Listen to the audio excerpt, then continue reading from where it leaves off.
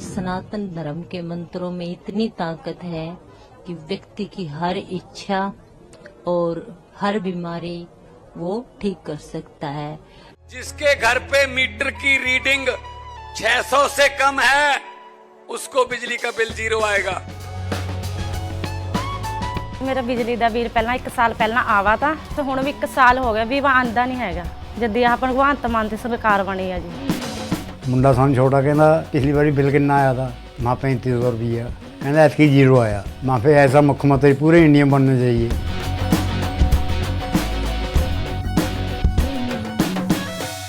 मैं हरियाणा में बाबा इच्छापुरी धाम जो मतलोडा में है वहाँ मेरा गुरु स्थान है और मेरे गुरुजी बड़ी तपस्वी महात्मा, अभी उन्होंने समाधि ले ली है।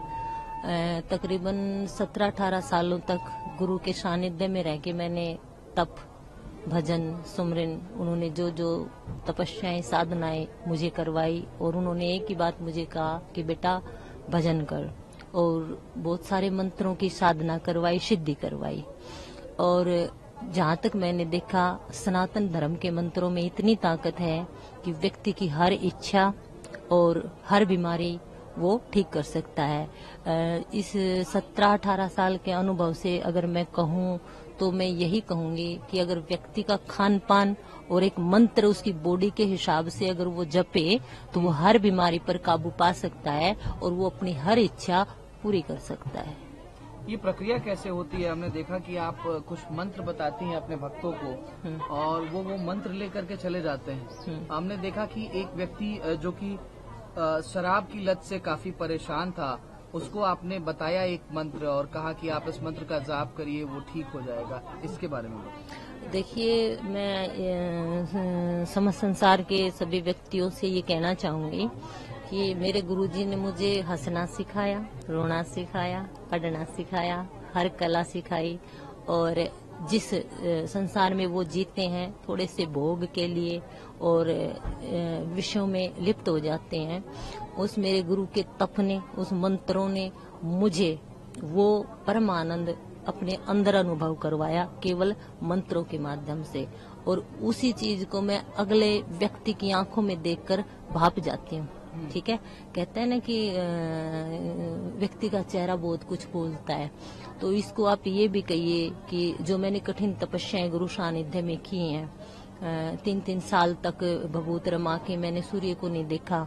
फिर ज्येष्ठ के महीने में गुरुजी ने सूर्य की तरफ देखने को मेरे को कहा, और रात्रि मतलब मैं 4 बजे सोती हूँ और बहुत कम खाना, बहुत कम सोना, और मतलब स्थूल शरीर की बजाय मैं सूक्ष्म शरीर में जीती हूँ, और उसी के माध्यम से व्यक्ति की आंखों में देखकर उसकी बीमारी को और उसको मैं भाप लेती हूँ।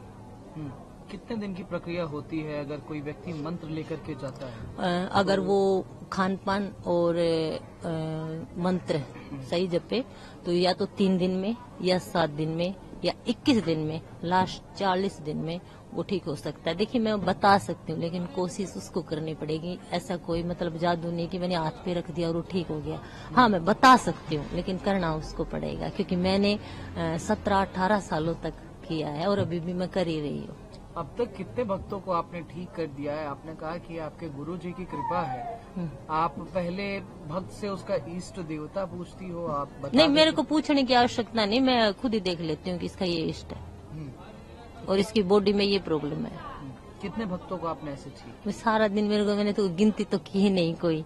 पहले गुरुजी करते थे और अब मैं करती हूँ। अब ये गिनती तो करते नहीं, सुबह से शाम तक आश्रम में आते जाते रहते हैं सब।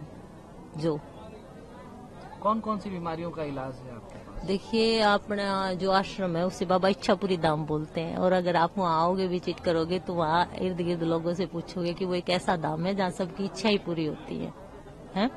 और हर बीमारी, कोई भी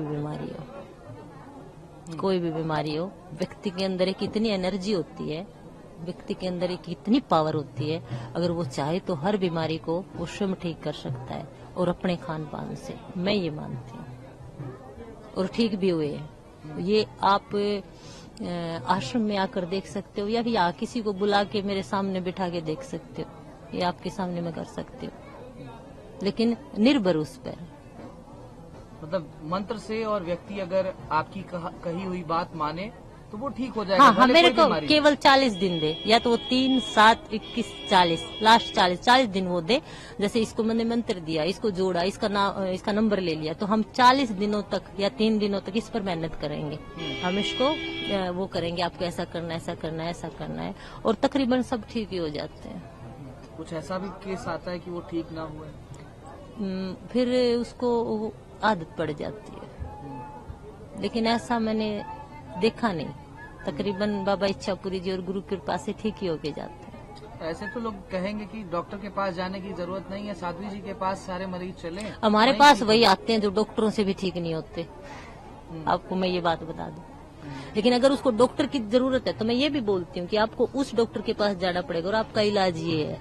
लेकिन तकरीबन ऐसे लोग आते हैं जो डॉक्टरों से ठीक नहीं होते। कुछ लोग प्रश्न चिन्ह भी खड़ा करेंगे, कहेंगे कि बड़े बड़े डॉक्टर हैं, बड़ी बड़ी मशीनें हैं, साइंस ने इतनी तरक्की कर ली है, और 21वीं सदी में साध्वी जी बैठी हैं, वो मंत्र दे देती हैं और लोग ठीक हो जाते हैं। ये प्रश्न चिन्ह का सवाल है। कई लोग देखिए, मैं मंत्र देती हूँ, उसकी कैपेसिटी कितनी है, और मैं व्यक्ति को ये भी बताऊंगी कि मैं ये नहीं कहती डॉक्टरों के पास मत जाओ। मेरे सामने आएगा तो उसको डॉक्टर की आवश्यकता है तो मैं उसको डॉक्टर के पास भी भेजती हूँ कि आपको मेरे मंत्र की या उसकी आवश्यकता नहीं, आपको डॉक्टर की जरूरत है। आप ध्यान सुनिए, जो मेरे सामने बैठेगा तो मैं उसको ये कहूंगी कि आपको इस मंत्र के साथ साथ ये खान पान और इस डॉक्टर की जरूरत है, क्योंकि कोई शारीरिक बीमारी है तो उसको डॉक्टर की भी आवश्यकता होती है। अभी दुनिया का सबसे बड़ा आध्यात्मिक मेला और आध्यात्मिक जमावड़ा महाकुंभ, यहाँ पर आप मौजूद हैं। तो महाकुंभ में किस तरीके के भक्त आप तक आ रहे हैं, किस तरीके के मरीज आ रहे हैं जिनको आप ठीक कर रही हैं, या आपने यहाँ पर स्पेशल कैंप लगाया हुआ है, और महाकुंभ में क्या कुछ महिमा चल रही है? देखिए, ये एक श्रद्धा का, आस्था का और हमारा एक सनातन पर्व है, और लोग जिस श्रद्धा से, जिस भाव से आ रहे हैं वो आप सब भी देख रहे हैं कि सबका एक ही मन है कि डुबकी लगाए, ना खाने की चिंता है, ना सोने की चिंता है। और रही बात कैंप की, तो जो हमारा निरंजनी अखाड़ा है, मैं वहाँ पर बैठी हूँ, और महाराज रविंद्रपुरी जी की कृपा है तो उन्हीं के सानिध्य में मैं यहाँ 2 या 3 दिन आई हूँ। और मैं यहाँ पर मतलब अपना भजन, कल्पवास, और यहाँ पे मैं कम मिली हूँ लोगों से, लेकिन रात को जो मेरी भजन संध्या थी 1-2 घंटे वहाँ पर, तो मैं यहाँ पर प्रयागराज में मतलब भजन कल्पवास करने आई हूँ। यहाँ मैं लोगों से कम मिली हूँ। यहाँ आप भजन सुना रही हैं? नहीं, भजन संध्या तो रात को थी, लेकिन यहाँ बैठ के मैं भजन कर रही हूँ। किस तरीके का भजन होता है? देखिए, जब मेरे गुरुजी ने मेरे को जो मंत्र दिए हैं, और जिन मंत्रों को मैं व्यक्ति की बॉडी देखकर और उनको बताती हूँ कि आपको इस मंत्र से, देखिए हमारा एक स्थूल शरीर होता है, एक सूक्ष्म शरीर होता है। स्थूल शरीर को जैसे भोजन की आवश्यकता होती है, और उसी प्रकार सूक्ष्म शरीर को मंत्र, सत्संग, इन तीर्थों की और इन आध्यात्मिकता की, यज्ञ की, पूजा पाठ की, जब तब संयम साधना, सब सुमरन के माँ, दर्शन पर्शन परना, सुमरन बन कुछ ना। तो वो जब आत्मा की एनर्जी, कैपेसिटी, आपकी आत्मा की पावर होगी, तो फिर वो आपके सूक्ष्म शरीर के माध्यम से आपके स्थूल शरीर को भी मेंटेन रखेगा।